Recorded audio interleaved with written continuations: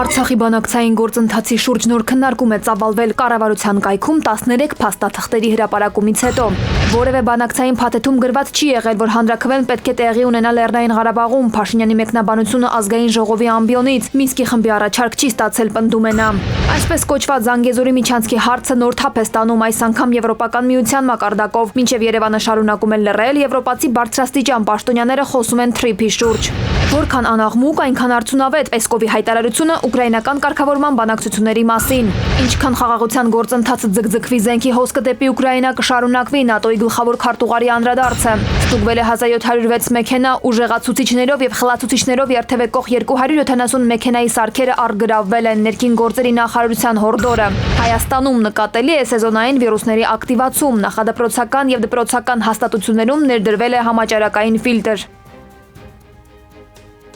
Եթերում ժամի գլխավոր թողարկումն է, տաղավարում Գայանե Անտինյանն է, բարև ձեզ։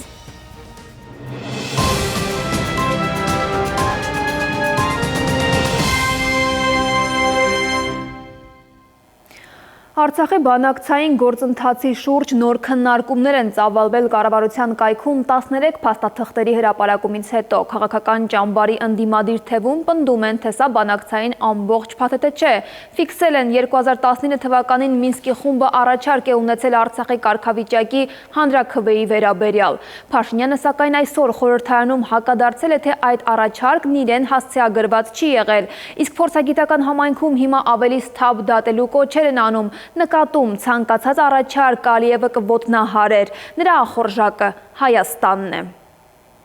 Արցախի բանակցային գործընթացի վերաբերյալ 13 փաստաթուղթ հրապարակվեց կառավարության կայքում ու քաղաքական ճամբարի երկու թևում բանավեճը թեժացավ։ Ինչ է եղել տասնամյակների ընթացքում բանակցային սեղաններին ու կուլիսներում։ Այս փաստաթղթերի մեջ է նաև Մինսկի խմբի համանախագահների 2019-ի հունիսային առաջարկը, ըստ որի Ադրբեջանին 7 շրջանները վերադարձնելով պետք է պահպանվեր Հայաստանը եւ Ղարաբաղը կապող միջանցքը, իսկ Ղարաբաղի կարգավիճակի հարցը պիտի լուծվեր համաժողովրդական հանրաքվեի միջոցով կողմերի միջև համաձայնեցված ժամկետում։ Լեռնային Ղարաբաղի վերջնական իրավական կարգավիճակի որոշումը կողմերի միջև համաձայնեցված ժամկետում ՄԱԿ-ի կամ ԵԱՀԿ-ի հովանու ներքո համաժողովրդական հանրաքվեի միջոցով։ Եվ այդ հանրաքվեն պետք է արտահայտեր Ղարաբաղի բնակչության ազատ կամքը եւ իրավական պարտադիր ուժ ունենար միջազգային իրավունքի սկզբունքների համաձայն, ընդ որում նկատենք փաստաթղթում կողմերի համաձայնությունը հատուկ տառատեսակով է ընդգծվում։ Քվեարկության դրված հարցի կամ հարցերի ձևակերպումը որևէ կերպ պետք է չսահմանափակվի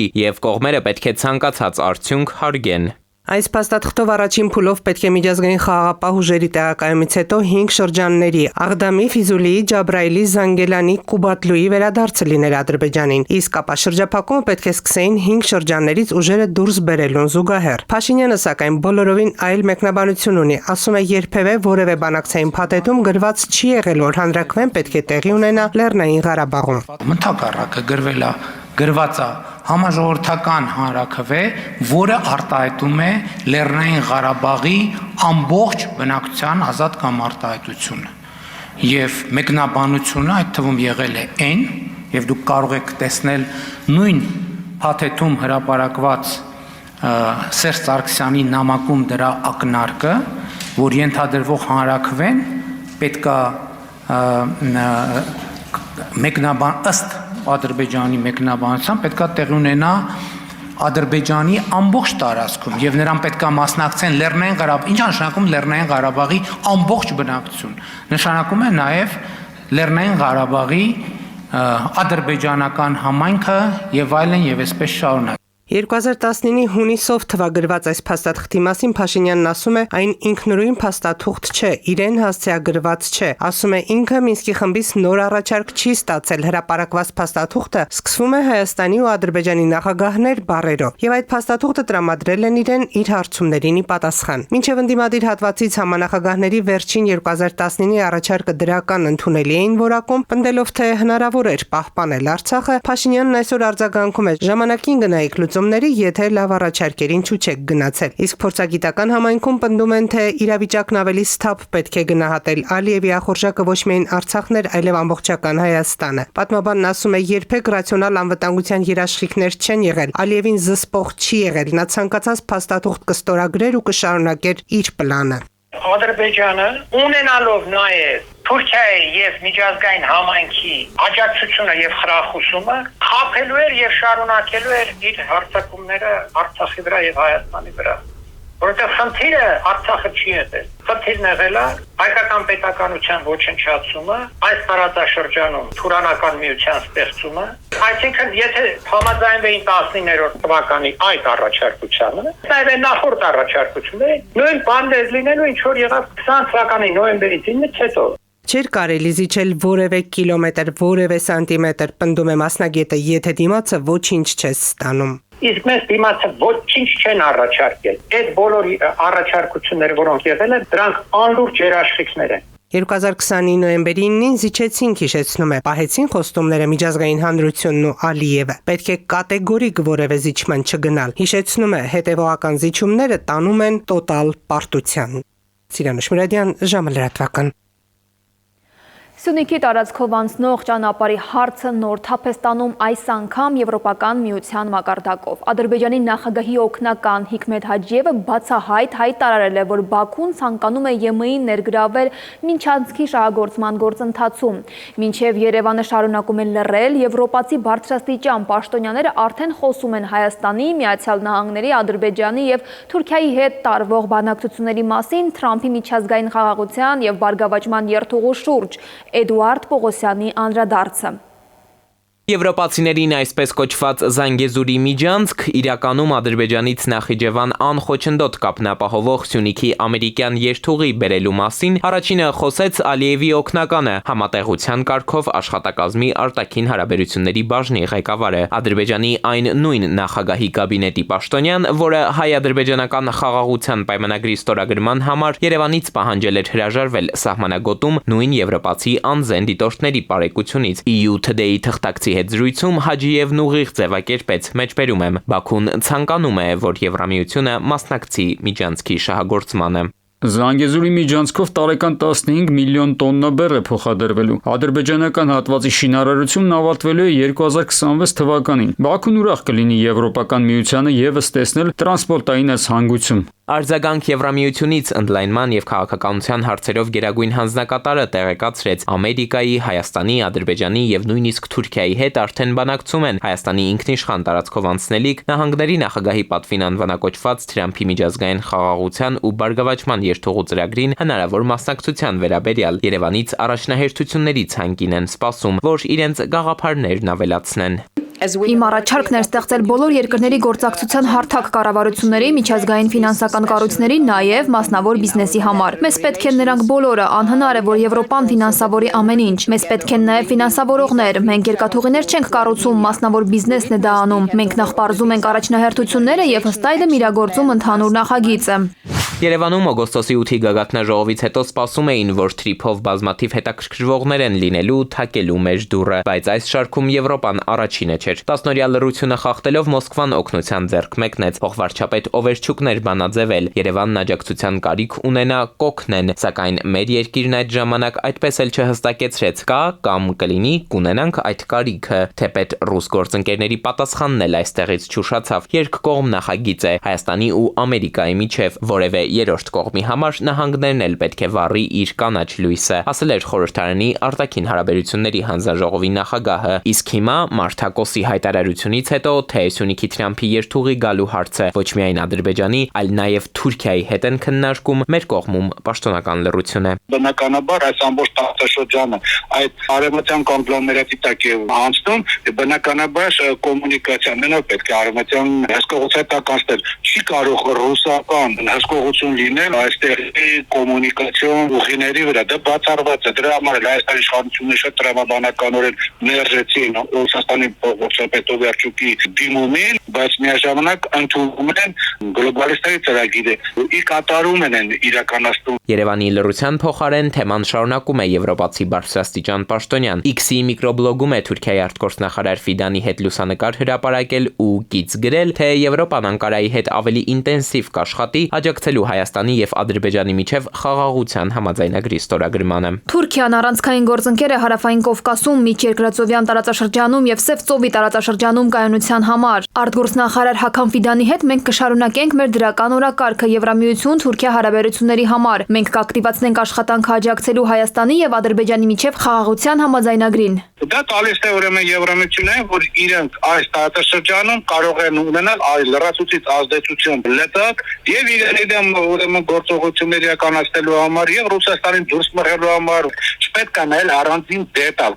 Թրամփի երթուղու հետ կապված իդեպ Երևանում էական նորություններ չկան։ Բաքուն իր վերահսկողության տարածքներում ինչ-որ շինարարությունների ավարտից է խոսում, մեզ մոտ ճանապարհի հետ կապված դեռ խորը դետալիզացված քննարկումներ են ընթանում, ինչպես պատասխանատու պաշտոնյաներն են ձևակերպում։ Էդվարդ Պողոսյան, ժամը լրատվական։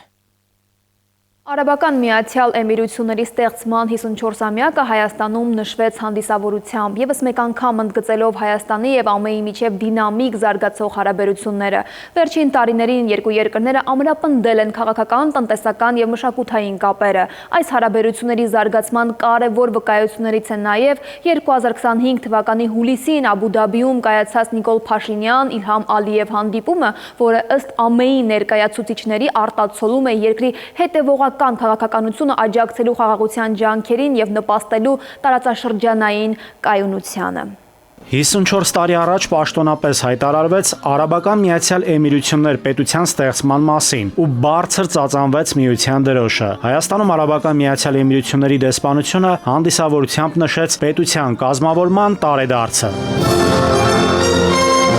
Վերջին 3 տարիների ընթացքում Հայաստանի եւ Արաբական Միացյալ Էմիրությունների միջև հարաբերությունները զարգանում են։ Մուտքի արտոնագրերի փոխադարձ ազատականացում, վարորդական իրավունքների փոխադարձ ճանաչում, գործարար եւ ներդրումային ոլորտներում գործընկերությունների ամրապնդում։ Հայաստանի Հանրապետության եւ Արաբական Միացյալ Էմիրությունների միջև տնտեսական հարաբերությունները վերջին տարիներին ակնառու զարգանում են, որն արտահայտվել է առևտրաշրջանառության ծավալի զգալի աճով, ուղիղ չվերթների թվի ավելացմամբ, ինչպես նաեւ Հայաստանի Հանրապետություն այցելող Արաբական Միացյալ Էմիրությունների զբոսաշրջիկների թվի շարունակական աճով։ Աբու Դաբին 2025 թվականի հուլիսին հյուրընկալեց հանդիպում Նիկոլ Փաշինյանի եւ Իլհամ Ալիևի միջև։ Դեսպանի ձևակերպմամբ այդ հանդիպումը արտացոլեց Արաբական Միացյալ Էմիրությունների անսասան քաղաքականությունը, աջակցելու խաղաղության ջանքերին, խթանելու կայունությունը եւ ամրապնդելու տարածաշրջանային բարգավաճման հիմքերը։ Մենք Արաբական Միացյալ Էմիրություններում թե կառավարության եւ թե ժողովրդի մակարդակում հավատում ենք, որ խաղաղությունն ու զարգացումը երկու փոխլրացնող ուղիներ են ավելի լավ ապագա ստեղծելու համար։ Հայաստանն ուշադիր հետևում է Արաբական Միացյալ Էմիրությունների ներքին եւ արտաքին քաղաքականությանը, թե տարածաշրջանային եւ թե գլոբալ հարթակներում եւ տպավորված է Էմիրատների ղեկավարության աշխատանքով եւ գրանցած հաջողություններով։ Արաբական Միացյալ Էմիրությունները Հայաստանի Հանրապետության երկրորդ առևտրային գործընկերն է եւ գրանցվող ցուցանիշները վստահաբար տարեցտարի ավելի բարելավվում են։ Եվրասիական տնտեսական միության եւ Արաբական Միացյալ Էմիրությունների միջև տնտեսական գործընկերության համաձայնագրի վավերացմամբ կազատականացվի եւ կպարզեցվի Հայաստանի եւ Արաբական Միացյալ Էմիրությունների միջև առևտուրը։ Այդ համաձայնագրով հայկական արտահանման արտոնյալ ծածկույթը դեպի Արաբական Միացյալ Էմիրություններ կհասնի արտահանման 95%-ի։ Նաիրի Մուրադյան, Վահրամ Ավոյան, ժամը լրատվական։ Մյուս թեմաները քիչ անց։ Որքան անաղմուկ, այնքան արդյունավետ Պեսկովի հայտարարությունը ուկրաինական կարգավորման բանակցությունների մասին։ Ինչքան խաղաղության գործընթացը ձգձգվի զենքի հոսքը դեպի Ուկրաինա կշարունակվի ՆԱՏՕ-ի գլխավոր քարտուղարի անդրադարձը։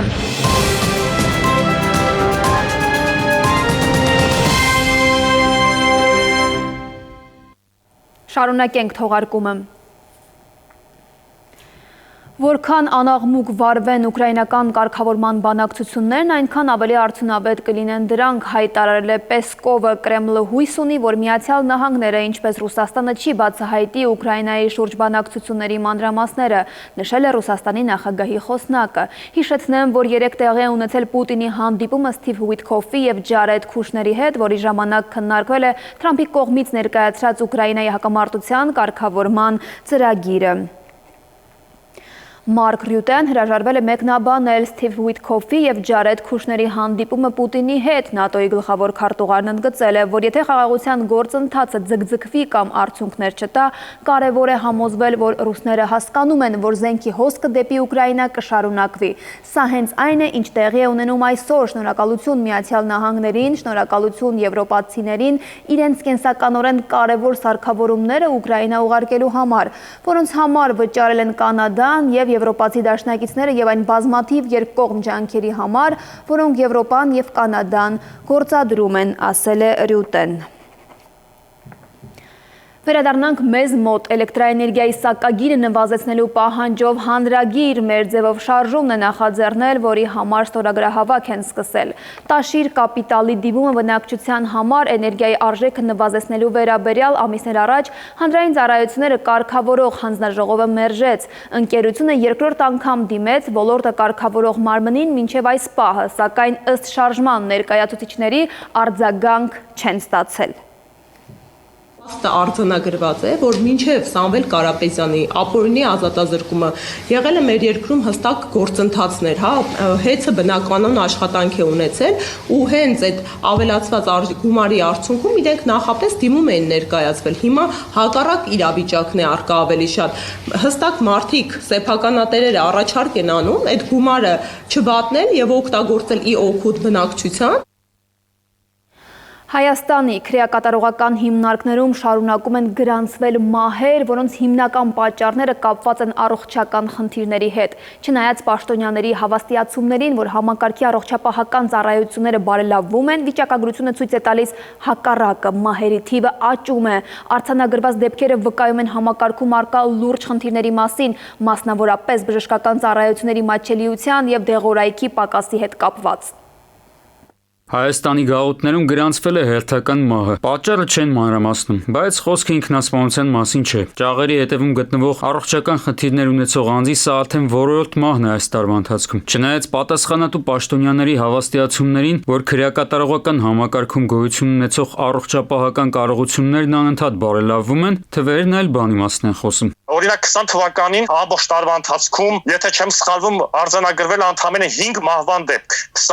25 թվականին արդեն 11 ամիսների ընթացքում փաստորեն 22-րդ մահվան դեպքը գրանցվեց, որոնցից ասեմ 9-ը ինքնասպանություն, մնացածը մահեր են առողջական պատճառներով, ուղիղ առողջապահական, ինչ-որ սոմատիկ հիվանդություններով պայմանավորված եւ այլն։ Գաղութներում առողջապահական համակարգի որակը բարձրացնելու նպատակով այն սկզբում փոխանցվեց Արդարադատության նախարարության ենթակայության տակ, իսկ տարիներ առաջ անցավ առողջապահության նախարարության ենթակայությանը։ Չնայած կառավարման հմտություններին, դրական ազդեցություն ոլորտի վրա դա չունեցավ։ Այն մարդիկ, որոնք որ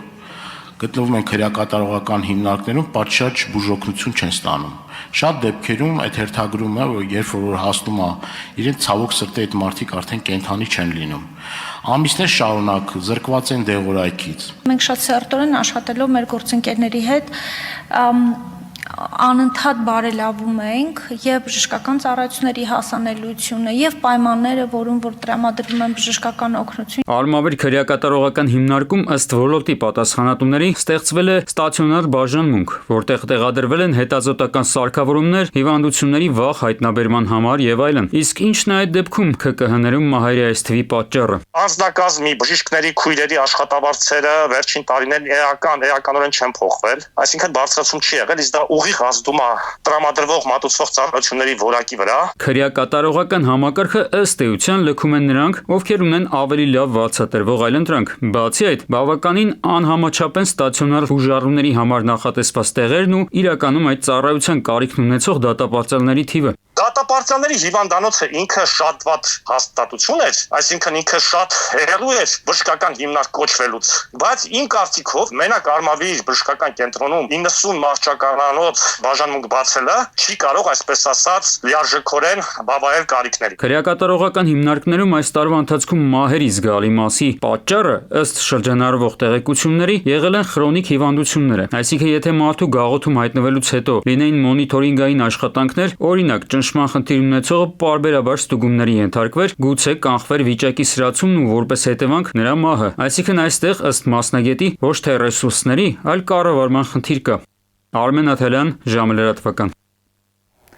Արդարադատության նախարարն այսօր խոսել է քրեակատարողական հիմնարկներում արձանագրված մահերի եւ դրանց պատճառների մասին։ Յուրաքանչյուր մահի դեպքում խնդիրը տարբեր է։ Ունենք ինքնասպանություն, ֆիզիոլոգիական մահեր, որոնք արձանագրվում են առողջության հետ կապված որևէ խնդրի պատճառով, նշել է Գալյանը։ Նախարարի խոսքով ինքնասպանության դեպքերը կանխելու համար շուտով պատրաստ են լինելու առանձին կահավորված պատժախցեր, որոնցում լինելու է փափուկ կահույք եւ ավելի քիչ հնարավորություն մահացու ելքով արարքներ կատարելու։ Նա հավելել է, որ այդ խցերում լինելու են նաև տեսախցիկներ, որոնց միջոցով կհսկեն ներսում գտնվողներին։ Ըստ մասնագետների, սակայն տեսախցիկները խնդրի լուծում չեն։ Քրեակատարողական հիմնարկներում կա ինքնասպանության եւ ինքնավնասման ռիսկի գնահատման գործիքակազմը։ Ինչպես է ստացվում, որ գործիքը ներդրվում է, բայց մենք ունենում ենք ինքնասպանությունների թվերի աճ։ Արտաքին տեսահսկում իրականացնելը դեռևս չի նշանակում, որ անձի մոտ այդ ռիսկը նվազեցվելու է։ Իսկ եթե այդ խցից դուրս եկավ, մի ժամ հետո իր մյուս խցում ինքնավնասումը կատարեց։ Հիմա էլ ասելու են տեսախցիկները արդյունավետ չեն։ Ռուսաց լեզվի 200-ից ավելի ուսուցիչներ բողոք են ներկայացրել ԿԳՄՍ նախարարություն եւ վարչապետին անարդար համարելով թեստերի արդյունքները։ Ուսուցիչները պնդում են, որ ռուսաց լեզվի թեստերը պարունակում են տպագրական ու կառուցվածքային խախտումներ եւ ստեղծում են շփոթմունք։ Նման խնդիրների են բախվել պատմության, քիմիայի եւ հասարակագիտության ուսուցիչները, որոնց զգալի մասը չի հաղթահարել անցողիկ շեմը։ Մինչեւ կրթական գերատեսչությունը խոստանում է վերլուծել բարձրացված հարցերը, գնահատման եւ թեստավորման կենտրոնից պնդում են բովանդակային խախտումներ չեն արձանագրվել, իսկ հանձնաժողովները յուրաքանչյուր բողոք քննում են անհատապես։ Թեստերի խախտումներ, անարդար գնահատում եւ կասկածելի մոտեցումներ։ Ռուսերենի ավելի քան 200 ուսուցիչ դիմում բողոք է ներկայացրել ԿԳՄՍ նախարարին եւ վարչապետին, պահանջելով թեստերի վերանայում եւ արդար գնահատում։ Ուսուցիչների մտահոգությունները վերաբերում են ռուսաց լեզվի կամավոր ատեստավորման ընթացքին եւ կազմակերպմանը, ինչը մեղմ ասած պատուհաս է դարձել նրանց գլխին։ Ասում են, բովանդակությունն էականորեն չի համապատասխանել նախապես հրապարակված ուղեցույցին եւ սահմանված չափորոշիչներին։ Թեստերից բացակայել են տեսական հարցերը, իսկ 9 կետից բաղկացած պնդումների փնջում հստակեցված չի եղել, քանի ճիշտ պատասխան ունի պնդումը, ինչ ըստ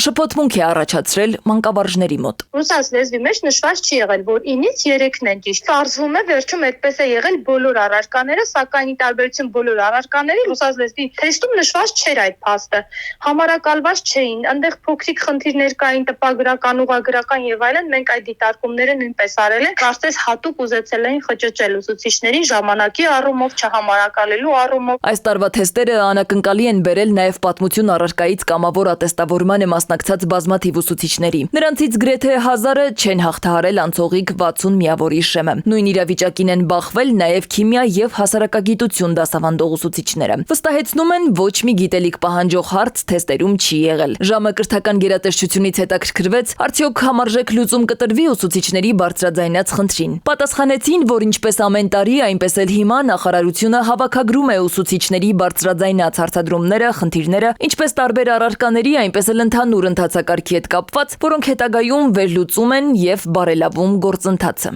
Յուրաքանչյուր ուսուցիչ իր թեստի այն հարցերի վերաբերյալ, որոնց հետ անհամաձայնություն ունի, հենց համակարգում բողոքարկում է, նշելով իր անհամաձայնությունը։ Բողոքարկումները ստանալուց հետո 5 աշխատանքային օրվա ընթացքում ձևավորվում է բողոքարկման հանձնաժողով, որը քննարկում է ներկայացված յուրաքանչյուր բողոք եւ անհատապես պատասխանում է մասնակցին։ Գնահատման եւ թեստավորման կենտրոնից էլ վստահեցնում են, բոլոր թեստերը կազմվել են բացառապես դպրոցական ծրագրի շրջանակում։ Ուստի դրանք բարդ կոչել խելամիտ չէ։ Բացի այդ, ԳԹԿ-ն որևէ դիմում չի ստացել այն մասին, թե այս կամ այն առաջադրանքը դպրոցական ծրագրում չկա։ Բողոքարկման ժամկետների ընթացքում ստացված դիմում բողոքների ուսումնասիրությամբ որևէ բովանդակային խախտում չի հայտնաբերվել ռուսերենի եւ պատմության թեստերում։ Մեկ առաջադրանք վերանայվել է հասարակագիտության թեստերում եւ այդ առաջադրանքը կատարած ատեստավորվող ուսուցիչների քննական միավորը փոխվել է։ Նույնիսկ մեկ բողոքի դեպքում, երբ դա ըստ էության բողոք է, անպայման բողոքարկման հանձնաժողովը անդրադառնում է դրան։ Գնահատման եւ թեստավորման կենտրոնի ներկայացուցիչը լակոնիկ է ձևակերպում։ Եթե ուսուցիչը տիրապետում է իր դասավանդած առարկային, նա պիտի կարողանա գրել թեստը։ Սվետլանա Ավդիշյան, ժամը լրատվական։ Կվերադառնանք քիչ անց։ Ստուգվել է 1706 մեքենա, ուժեղացուցիչներով եւ խլացուցիչներով երթևեկող 270 մեքենայի սարքերը առգրավվել են ներքին գործերի նախարարության հորդորը։ Հայաստանում նկատելի է սեզոնային վիրուսների ակտիվացում, նախադպրոցական եւ դպրոցական հաստատություններում ներդրվել է համաճարակային ֆիլտր։ Եվս 3 օր կայուն երկինք, ավելին հաջորդ թիվ։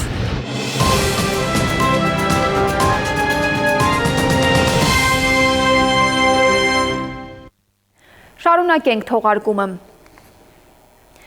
Զվարթնոց միջազգային օդանավակայանն այսօր չի կարողացել 3 չվերթ ընդունել Դուբայից, Մոսկվայից եւ Աբու Դաբիից օդանավերը հարկադիր վայրեջք են կատարել Թբիլիսիի օդանավակայանում։ Այս մասին հայտնել են Զվարթնոցից չբացուցակում փոփոխությունների պատճառ է դարձել խիտ մառախուղը, որը զգալիորեն վատթարացրել է տեսանելիությունը։ 10 ինքնաթիռ պտտվել է օդում, սպասելով Երևանում վայրեջք կատարելու հնարավորությանը։ Team Holding ընկերությունների խումբը հայտարարում է նոր պարտատոմսերի տեղաբաշխման մեկնարկի մասին, առաջարկելով ներդրողներին երկարաժամկետ եւ կայուն եկամտաբերությամբ ներդրումային հնարավորություն։ Տեղաբաշխումը իրականացվում է Freedom Broker Armenia ներդրումային ընկերության միջոցով, ինչը ապահովում է գործընթացի թափանցիկությունը եւ միջազգային չափանիշներին համապատասխանությունը։ Team Holding ընկերությունը հայտարարում է անվանական արժեկտրոնային պարտատոմսերի վաճառքի մեկնարկի մասին։ Տեղաբաշխումն իրականացվում է Freedom Broker Armenia ներդրումային ընկերության միջոցով, ապահովելով գործընթացի ամբողջական թափանցիկությունն ու միջազգային ստանդարտներին համապատասխան իրականացումը։ Ընկերությունների խմբում կան 10-ից ավել ընկերություններ, որոնք կարիք ունեն ավելի արագ զարգացման տեմպեր ունենալու։ Այդ իսկ պատճառով մենք որոշում կայացրեցինք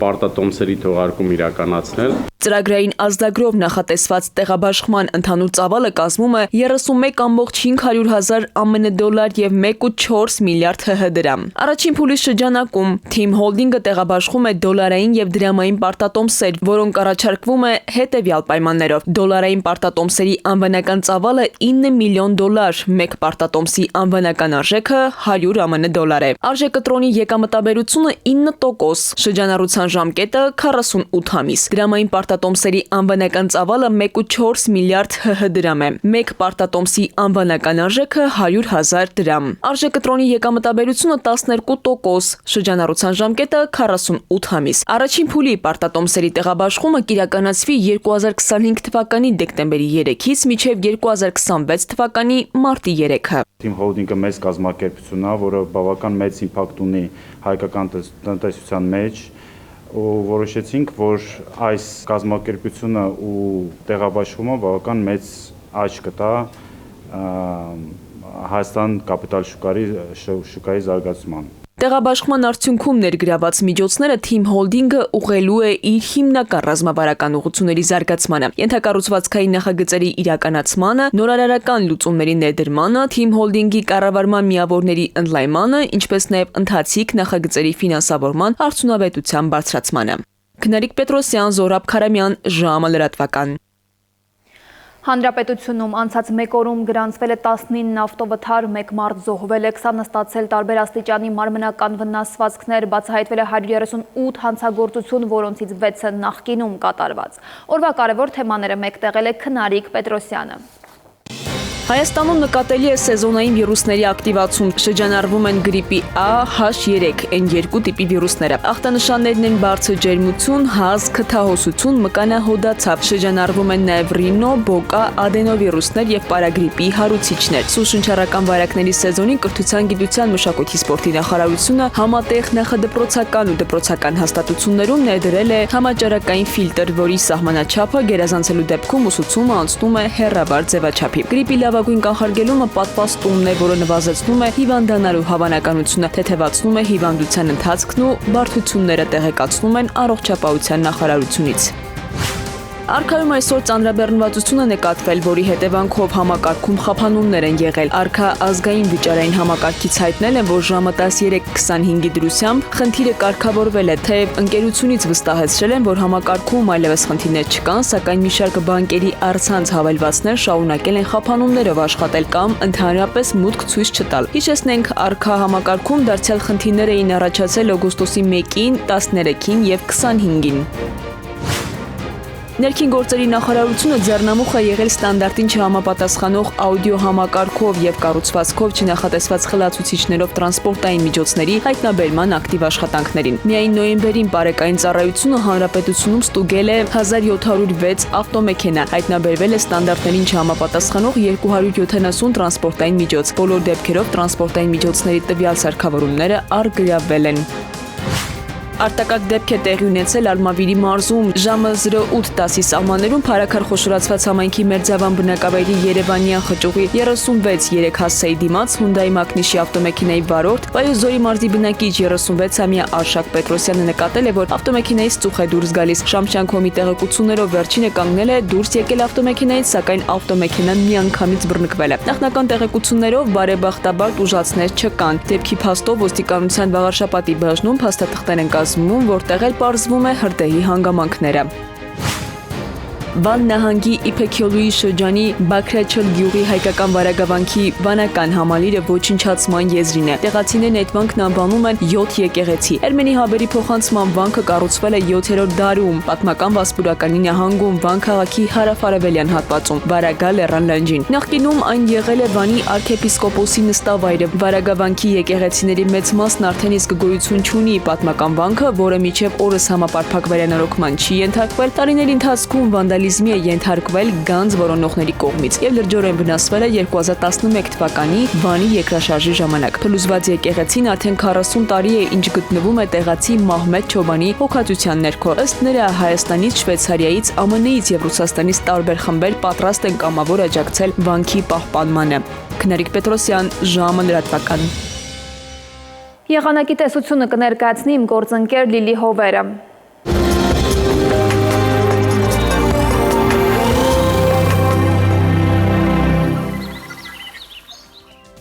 Բարերեկո եղանակի տեսության հովանավորն է Ֆերոսի ապրանքանիշը։ Իր հուսալի անվտանգ գերխնայող գազի կաթսաներով։ Դրանք պաշտոնապես ներկայացված են էքստերիեր խանութ սրահներում։ Ֆերոսի եղանակ ստեղծող կաթսաներ։ Մետեոաշխարհ նախ Հայաստան։ Մեր երկրի մեծ մասում հինգշաբթին կանցնի արևոտ երկնքով, առանց ստեղումների, ջերմաստիճանը էապես չի փոխվի։ Վաղը ցերեկը Շիրակում, Կոտայքում, Գեղարքունիքում, Արագածոտնի եւ Վայոց-Ձորի լեռնային գոտիներում կդիտվի 3-ից 7 աստիճան։ Վայոց-Ձորի եւ Արագածոտնի նախալեռներում կանխատեսվել է